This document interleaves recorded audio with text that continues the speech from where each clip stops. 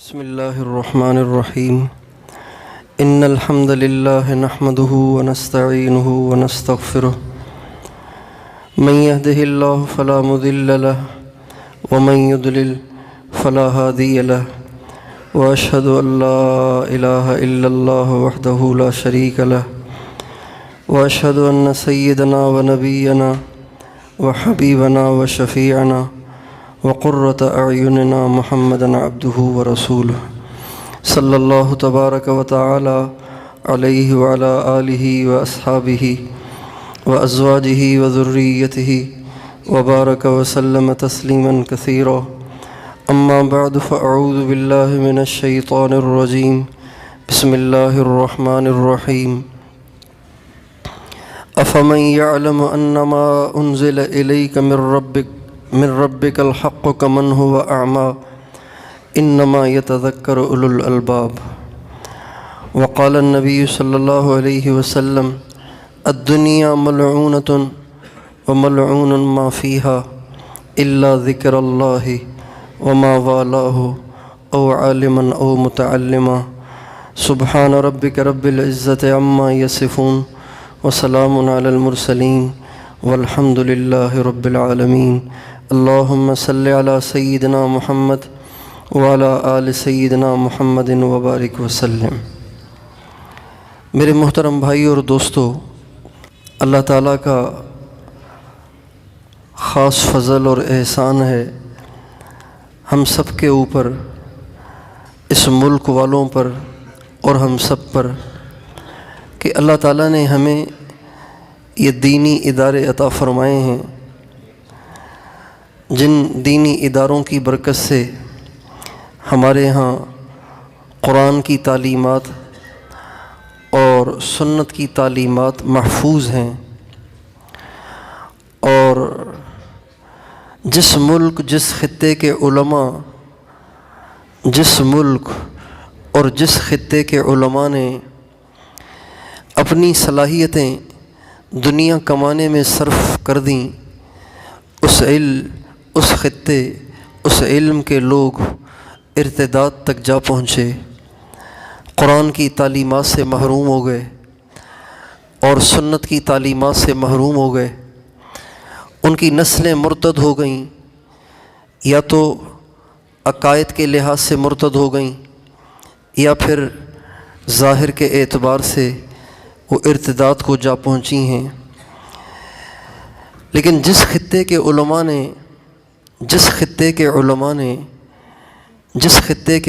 نے اپنے پیٹ کاٹ دیے اور فاقوں کو اور بھوک کو اپنے لیے فخر سمجھا، اپنی خواہشات کو کچل ڈالا، اپنے بچوں کی خواہشات کو کچل ڈالا، کچے مکانوں میں زندگیاں گزارنے کو گوارا کیا، کرائے کے مکانوں میں زندگیاں گزارنے کو گوارا کیا، چھوٹی چھوٹی تھوڑی تھوڑی مختصر سی تنخواہوں میں اپنے گزارے کر کے اور صبر کے دامن کو پکڑے رکھا.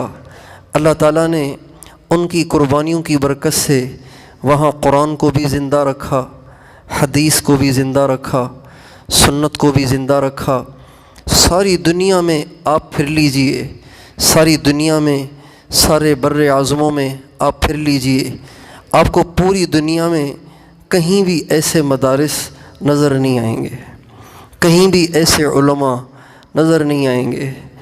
جب ملکوں میں جانے والے گئے اور انہوں نے جا کے وہاں دیکھا کہ نماز پڑھانے والوں کا بھی جو وہاں کے علماء کہلاتے ہیں، بلکہ مفتی کہلاتے ہیں، بلکہ مفتی اعظم کہلاتے ہیں، مفتی اعظم کہلانے والے بھی جب مسجدوں میں آئے تو دیکھنے والے یہ سوچ بھی نہیں سکتے تھے کہ یہ کوئی ہمارے امام بنیں گے اور یہ کوئی آ کر مصلی پہ کھڑے ہوں گے، اور ان کے گلوں میں ٹائیاں اور انہوں نے کوٹ پہنے ہوئے اور ان کی داڑھیاں صاف اور ان کی مونچھیں صاف اور ان کے سر ننگے اور ان کے چہروں پہ فسق و فجور کی ظلمت.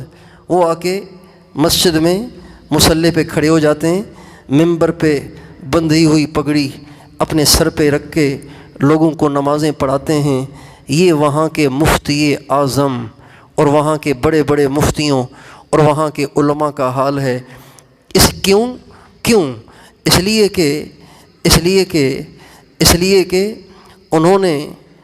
انہوں نے فاقے گوارا نہیں کیے، بھوک گوارا نہیں کی، اور وہ حکومت کے زر خرید ملازم بن گئے، حکومت کے زر خرید نوکر بن گئے، جو ان کو فتاوے اوپر سے ملتے رہے، آگے اپنے دستخط سے وہ اسے صادر کرتے رہے۔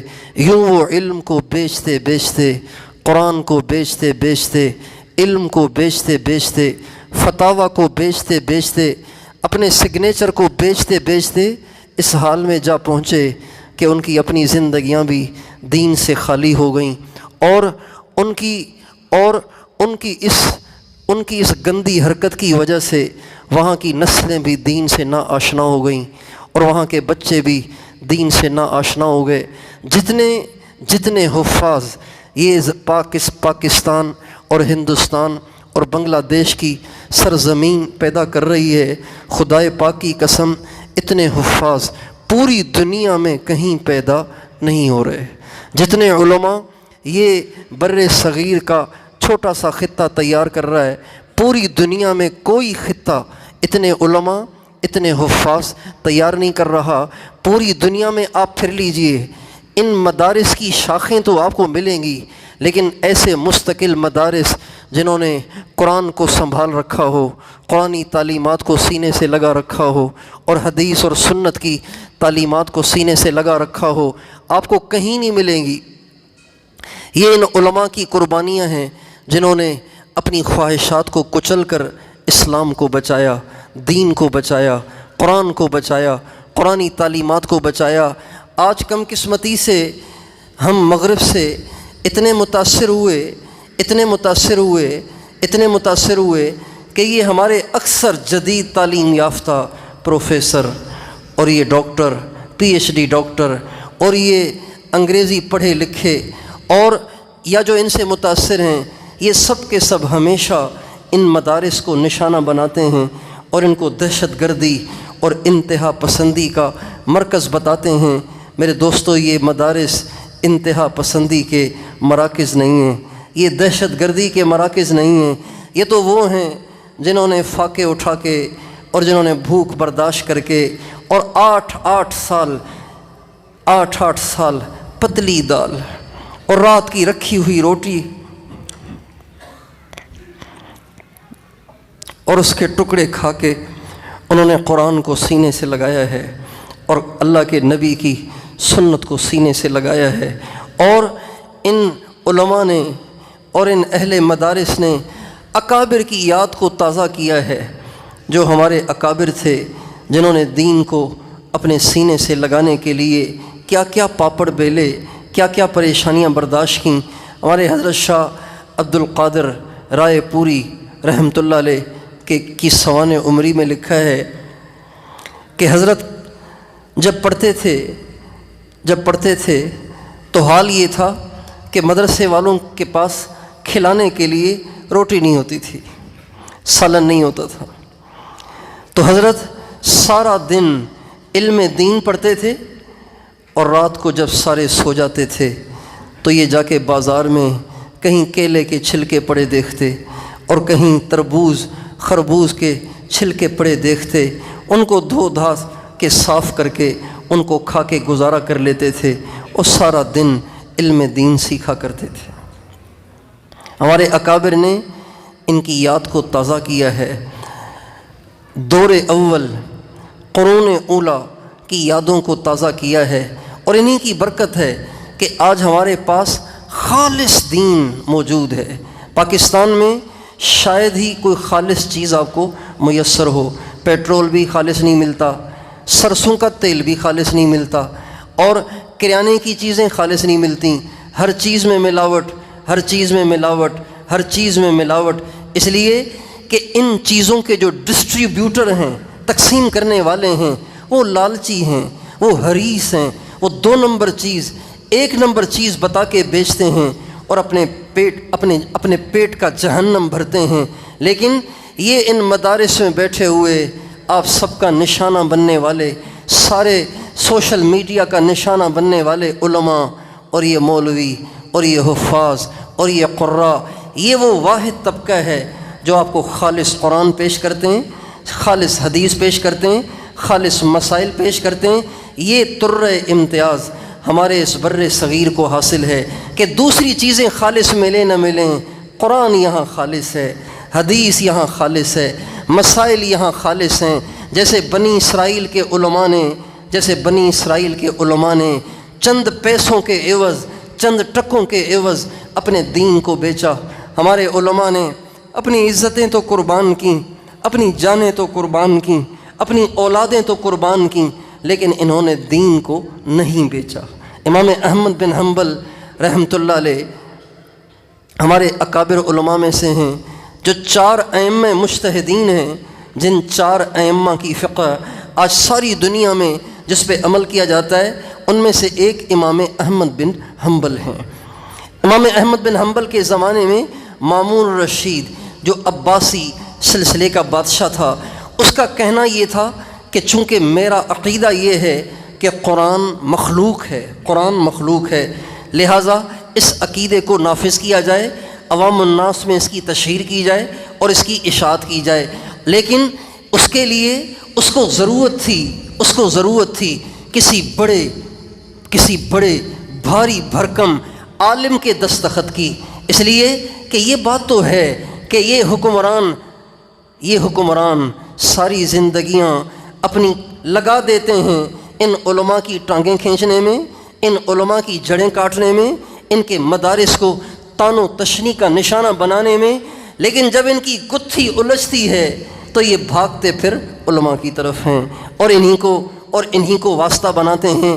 قریب کے واقعات آپ کے سامنے ہیں۔ جب یہ کرونا آیا اور عوام الناس اسے سنجیدگی سے نہیں لے رہی تھی، تو یہ ہمارے سارے وزیر وزراء ہمارے مفتیوں کے پیچھے جوتیاں چٹکھا رہے تھے کہ جی آپ عوام سے کہیں کہ پرہیز کریں، صفوں میں فاصلہ رکھیں، آپس میں دور رہیں، یہ کریں اور وہ کریں۔ جب ہمارے علماء نے یہ فتاوے دیے اور یہ ہدایات جاری کیں، تب کہیں جا کے بات قابو میں آئی۔ تو مامون رشید کو بھی اسی طرح امام احمد بن حنبل جیسے بھاری بھرکم کسی عالم کے دستخط اور فتوے کی ضرورت پیش آئی، لیکن امام احمد بن حنبل رحمۃ اللہ علیہ اس بات پہ ڈٹے ہوئے تھے کہ کچھ بھی ہو جائے، میں نے جو حق ہے اسے بیان کرنا ہے، چاہے کچھ بھی ہو جائے۔ امام احمد بن حنبل رحمۃ اللہ علیہ سے پہلے امام احمد بن حنبل رحمۃ اللہ علیہ کے استاد ہیں امام شافعی رحمۃ اللہ علیہ۔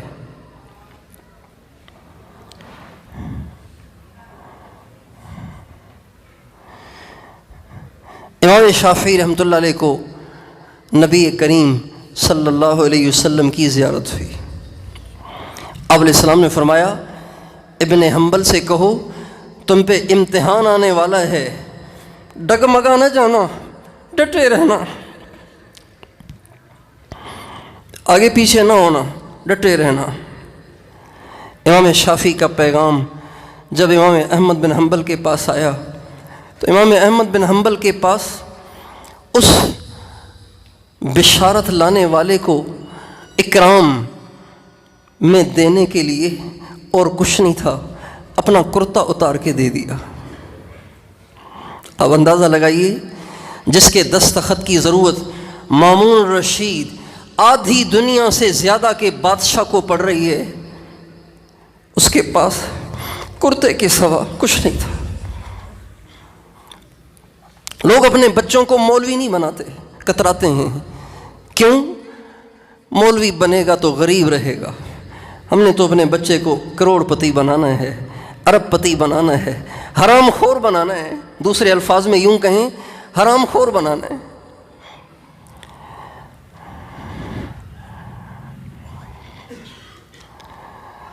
بڑا افسر بنے گا تو زیادہ حرام کھانے کا موقع ملے گا، بڑا افسر بنے گا تو زیادہ پیسہ لائے گا، لہٰذا ہم نے تو اپنے بچوں کو مالدار بنانا ہے۔ آج مسلمان کو سب سے زیادہ جس چیز سے نفرت ہے وہ غربت ہے۔ مسلمان کو سب سے زیادہ جس چیز سے نفرت ہے وہ کیا ہے؟ سب بتائیں کیا ہے وہ؟ غربت سے سب سے زیادہ آج مسلمان نفرت کرتا ہے، حالانکہ مسلمان کو سب سے زیادہ نفرت کفر سے ہونی چاہیے تھی۔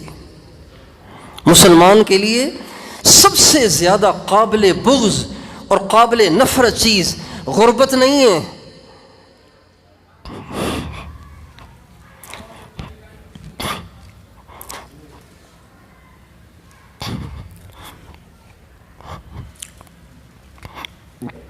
ناداری نہیں ہے۔ ہمارے نبی سب سے زیادہ غریب تھے، ہمارے نبی سب سے زیادہ غریب تھے۔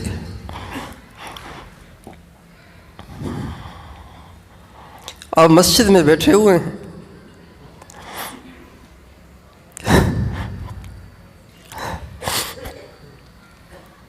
کعب بن عجرہ آپ کی خدمت میں آئے ہیں۔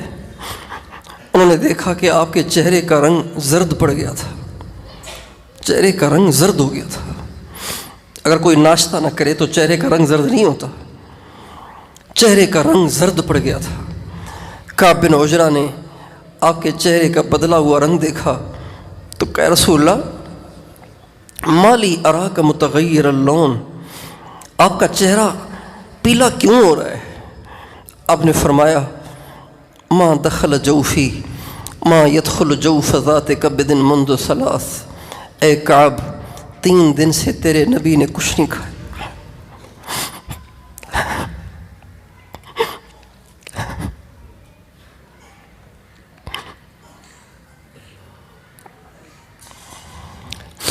بھائیو، غربت بری چیز نہیں ہے، غریب ہونا عار نہیں ہے، غریب ہونا کوئی عیب کی بات نہیں ہے۔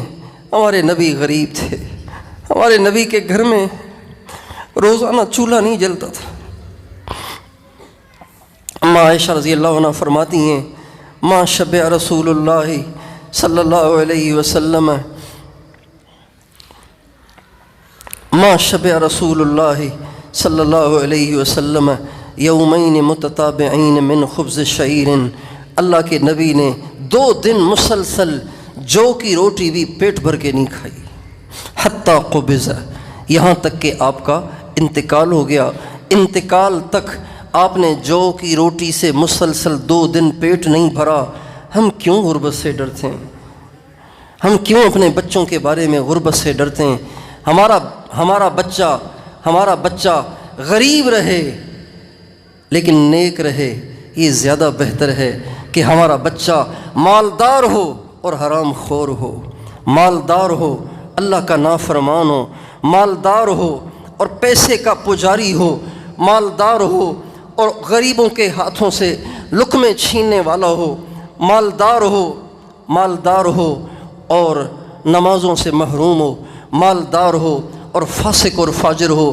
اس سے زیادہ بہتر ہے ہمارا بچہ غریب ہو لیکن نیک ہو، اللہ والا ہو۔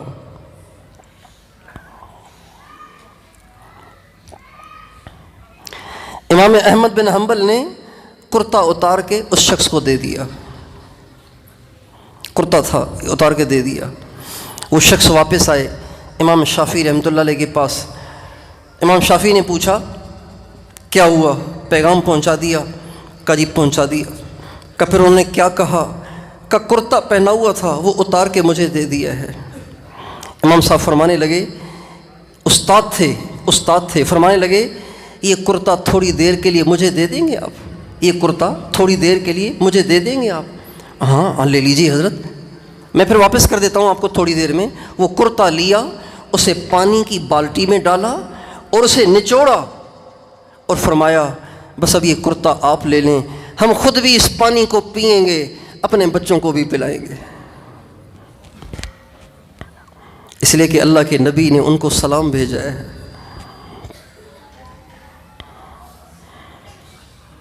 چنانچہ امام احمد بن حنبل پر پریشر ڈالا گیا اور ان کو مجبور کیا گیا کہ آپ یہ فتویٰ صادر کریں۔ امام احمد بن حنبل نے انکار کیا اور پھر ان کو جیل میں ڈالا گیا اور روزانہ ان کو ایسے کوڑے مارے جاتے تھے کہ اگر وہ کوڑے ہاتھی کو مارے جائیں تو وہ بھی گر پڑے، اونٹ کو مارے جائیں تو وہ بھی گر پڑے۔ ایسے بوڑھے کمزور انسان کو ایسے کوڑے مارے گئے۔ امام احمد بن حنبل فرماتے ہیں جب مجھے کوڑے مارے جاتے تھے تو مجھے کبھی کبھی خیال آتا تھا کہ ایسے نہ کر لوں کہ تعویل کر لوں، کوئی ایسی بات کر لوں کہ جس سے فتویٰ بھی نہ دینا پڑے اور بات گول مول بھی ہو جائے اور جان بھی بچ جائے۔ فرمانے لگے کبھی کبھی مجھے یہ خیال آتا تھا، لیکن اللہ رحم کرے ابو الہیثم پر، اللہ رحم کرے ابو الہیثم پر۔ کسی نے پوچھا ابو الہیثم کون ہے؟ کہنے لگے وہ بہت بڑا ڈاکو تھا، شام کا بہت بڑا ڈاکو تھا، بہت بڑا ڈاکو تھا۔ وہ میرے ساتھ جیل میں رہتا تھا، اور جب مجھے دیکھتا تھا کہ میرے بوڑھے بدن پہ اس طرح کوڑے برسائے جاتے ہیں تو اسے ڈر ہوا کہ کہیں امام احمد بن حنبل ڈگمگا نہ جائیں۔ تو ابو الہیثم روز میرے پاس آتا اور کہتا احمد ڈگمگانا نہیں، دیکھ میں باطل پہ ہوں، چور ہوں، ڈاکو ہوں، روزانہ کوڑے کھاتا ہوں لیکن چوری نہیں چھوڑتا ہوں، آپ حق نہ چھوڑ دینا۔ امام احمد بن حنبل کہتے ہیں ان کی ان باتوں کی وجہ سے اللہ تعالیٰ نے مجھے استقامت دی اور وہ اپنے عقیدے پہ ڈٹے رہے، حق کا پیغام پہنچاتے رہے۔ اس کا نتیجہ یہ نکلا کہ اللہ تعالیٰ نے مامون رشید کے اس گھڑے ہوئے عقیدے کو ہمیشہ کے لیے دفن کر دیا، اور امت ارتداد سے بچ گئی، کفر سے بچ گئی، امت کو صحیح عقائد میسر آ گئے۔ اس لیے بھائیو، میں اور آپ اس کی نیت کریں، ان مدارس کی قدر کریں، ان علماء کی قدر کریں، ان علماء کے بارے میں کبھی زبان نہ کھولیں۔ یہ نہ ہوتے تو آپ کے بچے قرآن نہیں پڑھ سکتے تھے، یہ نہ ہوتے آپ کے پاس قرآن نہ ہوتا، آپ کے پاس سنت نہ ہوتی، آپ کے پاس حدیث نہ ہوتی۔ یہ خالص کھرا خالص دین ان کی قربانیوں کی برکت سے ہے۔ پتہ نہیں کتنے علماء کے گھروں میں بچے بیمار ہوتے ہیں، ان کے پاس دوائی کے پیسے نہیں ہوتے، ان کے پاس بجلی کے بل آتے ہیں، بجلی کے بل پلانے کے لیے ان کے پاس پیسے نہیں ہوتے، ان کی تاریں کٹ جاتی ہیں، ان کے بچے گرمیوں میں بیٹھے ہوتے ہیں، لیکن یہ مدارس میں پڑھانا اور علم کی اشاعت کو نہیں چھوڑتے۔ ان کی ان قربانیوں پہ یوں ہی ہم میڈیا سے، سوشل میڈیا سے باتیں سن کے پانی نہ پھیرا کریں، ان کی قدر کریں۔ ان کی قدر سے اللہ تعالیٰ ہمیں بھی علم کی دولت دے گا، ہماری نسلوں کو بھی علم کی دولت دے گا۔ تیار ہیں انشاءاللہ؟ اللہ تعالیٰ توفیق دے۔